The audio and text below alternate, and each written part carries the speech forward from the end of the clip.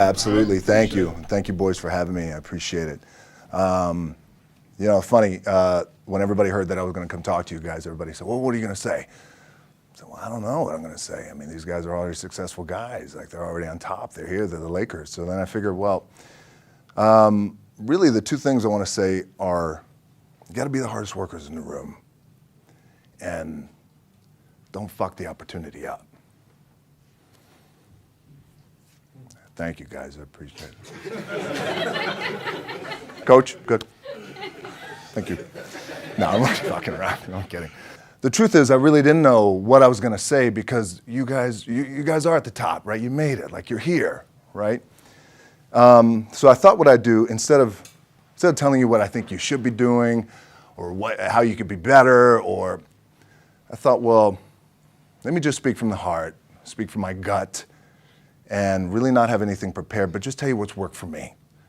And maybe some of the stuff that's worked for me might work for you now, currently, presently, as you guys have your goals and ambitions, NBA championship, MVPs in this room, things like that. But then further on down the line, as you guys continue to live your life. The first thing I would just want to say is this idea and this notion that you could be anything you want, and you can accomplish anything you want, right? We hear that. You've heard that from the time you were little boys.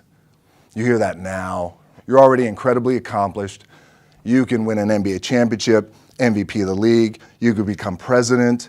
You could become governor. You could be in entertainment. You could do Charles, and you could do Shaq. You could do that. You could do whatever you want to do. You guys know that.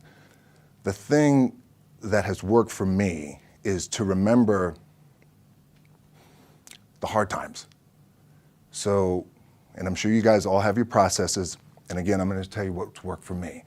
So before a big movie comes out, before, back in the days when I was wrestling with WWE, a WrestleMania match, anything big that would happen, I would always take a moment, and I'd just remind myself, all right, I was evicted when I was 14.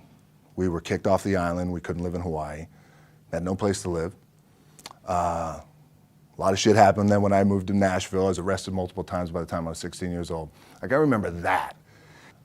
If I were playing on this team, which my skills are, what's that term? Oh, the shits. So I never play. But before I lace up, before I get on the court, before I play in these big games, before I go to the Staples Center, where history is there, those are historic walls there at the Staples Center.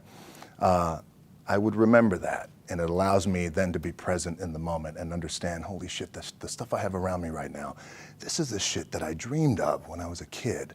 I am here. I played for University of Miami, played for great teams. Warren Sapp, Ray Lewis, they were my teammates. They were balling. Warren Sapp was playing tight end that time. I was starting defensive tackle. Yeah. They moved him over to D-line. And he looked at me, he's like, yo, dude, I'm going to take your spot. I said, you ain't taking my fucking spot. He said, I'm going to take your spot. I said, no, you ain't. We battled, and he took my spot.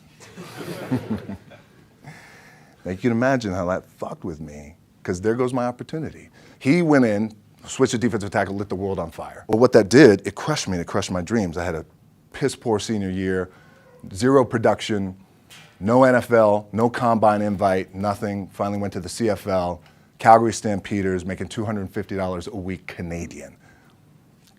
Now, I had to send that shit home to my wife at that time. Had no money. So I remember that. When I got cut from Canada, I had $7 in my pocket. And I always tell that story. So now my production company is $7, advertising agency is $7, everything is $7. So I always remember that. What helps me is to keep the hard times in the front of my mind, because it allows me to go into these big moments that I've worked my ass off, and you guys have worked your ass off. It allows me to go into these big moments with a different perspective. What it also does for me, and again, this is what works for me.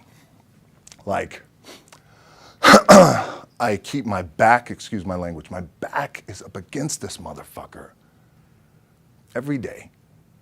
It's against this fucking wall. Excuse my language, ladies in the room.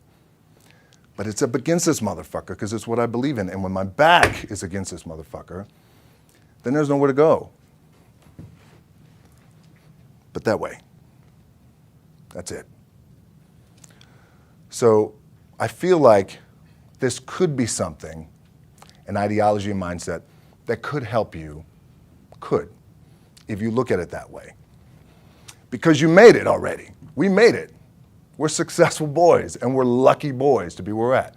Oh, you guys made it. Everybody's rich in the room. Nobody's gonna get evicted anymore. Anything you got, there's no more money problems, right? You got a lot of hands out now. Hey, can I get a little bit? Can I get a little bit? Right, that happens. But when you make it, for me, I need this. I need this. So every day, my back is up against this motherfucker, and this is how I operate. Now, doesn't mean you don't smile, doesn't mean you don't laugh and joke, right? You're happy, I'm a happy guy. But when it comes to business, and when it comes to executing, it's up against this.